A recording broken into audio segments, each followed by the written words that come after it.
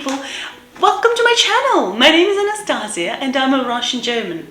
Now, if you're scratching your heads in disbelief right now, I totally get it and I'm totally used to it. It does not surprise me, don't worry.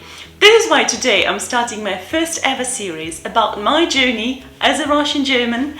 I've spent a good chunk of my life in Russia and another solid chunk of my life in Germany, specifically in Bavaria, where I'm currently based in Munich. I've divided this series into 4 episodes, and in today's episode I'm going to be talking about who are Russian Germans, also known as the Volga Germans. And secondly, I'm going to be sharing with you guys my family's history, like how and when did my German ancestors go to Russia, and when and why did we, the descendants, went back to Germany, which is called the repatriation. Okay, so hold on tight.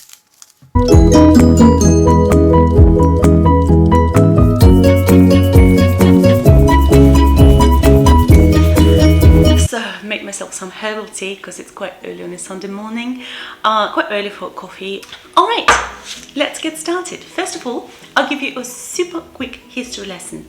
250 years ago, or more than 250 years ago, on the Russian throne was you've guessed it, a German national, Sophie Friederike Auguste, who then became the Empress of Russia, Katerina Alexeyevna Romanova, and is known globally up until now as Catherine the Great, Ekaterina Великая, or Katharina die Große of Deutsch, okay? What she did, so she was quite ambitious, quite aspirant, so she was like so determined to become like really Russian.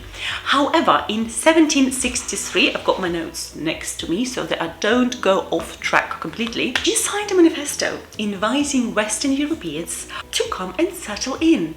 And this invitation was particularly targeted at the Germans. I mean, she knew what she did being German herself, right? Germans are said to be hardworking people, quite diligent, punctual, and also conscientious.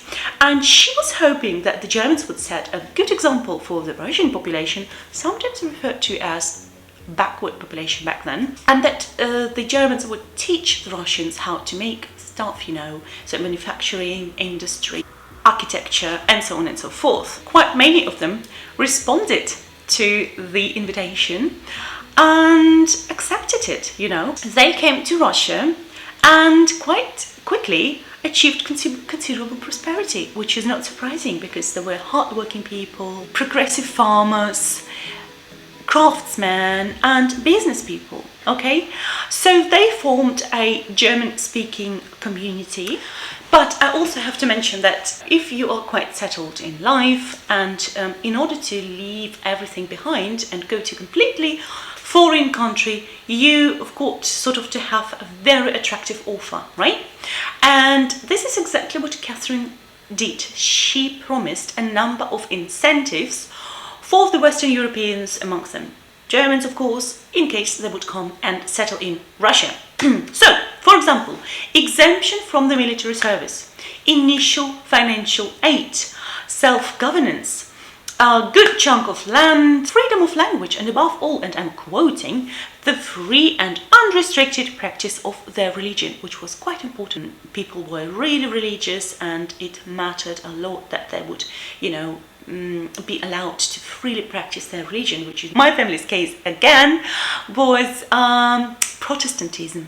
Alright guys, I hope that you know by now how the Russian Germans ended up being in Russia. But now let's move on to the second part of this episode, which is my family's history. As you already know, in 1763 there was this invitation, and my great-great-great-great-great-great-great-grandfather responded positively and decided to give it a go to Russia, to see for himself, year 1767, so by the end of the 18th century, right? 255 years ago. They settled along the Volga River in southern Russia, hence the term the Volga Germans. In southern Russia, the climate is beautiful and the soil is fertile. They were supporting themselves as progressive farmers.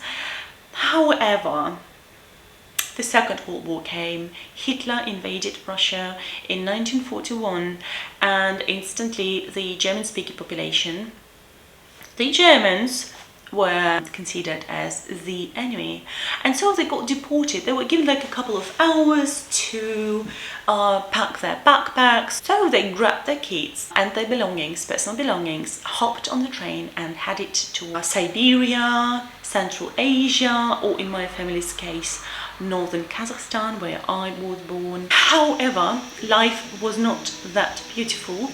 In the 1980s in Kazakhstan, the German-speaking population was being discriminated against, and also the Russian-speaking population. And so we decided as a family unit to go to Russia, and we went to the peninsula Kamchatka, which is a long way, very long flight, and settled there for several years actually, before we decided to go to the Amurska region,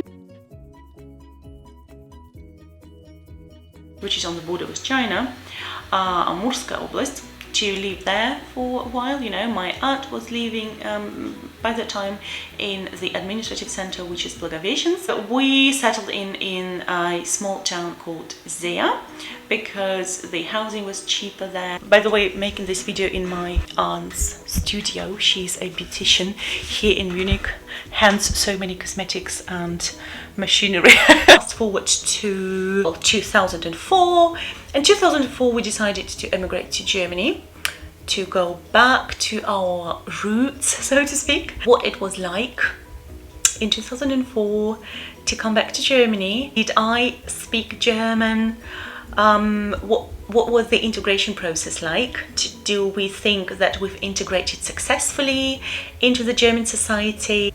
Definitely stick around, because in the next episode, so next week, I'm going to be talking about my journey as a Russian German and about my integration process in more detail. So if at any point of this video you liked what you saw, please give it a thumbs up to let me know that you enjoy this content. Also consider subscribing to my channel, okay? I'll see you next Saturday or Sunday. Всем пока! Tschüss! Bye guys!